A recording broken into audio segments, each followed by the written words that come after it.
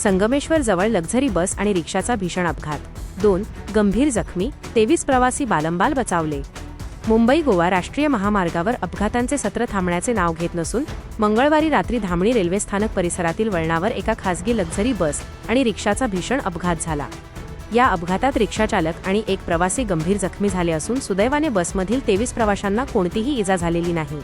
समोरून येणाऱ्या रिक्षाला वाचवण्याच्या प्रयत्नात बस चालकाचे नियंत्रण सुटले आणि बस थेट रस्त्याशेजारील दरडीवर जाऊन आदळली, ज्यामुळे मोठी जीवितहानी टळली आहे। मिळालेल्या सविस्तर माहितीनुसार मंगळवारी रात्री 11च्या सुमारास रिक्षा MS08BC 2035 रेल्वे स्थानकाकडून संगमेश्वरच्या दिशेने जात होती। याच दरम्यान विजयदुर्ग येथून 23 प्रवासी घेऊन मुंबईकडे निघालेली खासगी ट्रॅव्हल्स बस MH01L5495 आपल्या मार्गावरून जात असताना हा अपघात झाला। धडक इतकी जोरदार होती की बस रिक्षाला घासून थेट गटारात उतरली आणि बाजूच्या दरडीला धडकून थांबली। अपघाताच्या भीषण आवाजामुळे परिसरात खळबळ उडाली होती।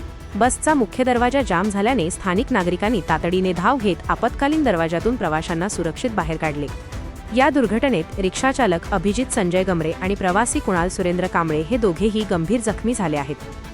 घटनास्थळावरील परिस्थितीवरून धडकेची तीव्रता अत्यंत भीषण असल्याचे स्पष्ट होत होते। जखमींना सुरुवातीला संगमेश्वर ग्रामीण रुग्णालयात दाखल करण्यात आले, मात्र रिक्षाचालकाची प्रकृती चिंताजनक असल्याने त्यांना पुढील उपचारासाठी रत्नागिरी जिल्हा शासकीय रुग्णालयात हलवण्यात आले आहे। बस चालक मुस्तफा राजासाब गारमपल्ली हा या अपघातातून सुखरूप बचावला आहे। अपघातानंतर महामार्गावरील कामाच्या दर्जाबाबत आणि सुरक्षेबाबत प्रवाशांनी संताप व्यक्त केला।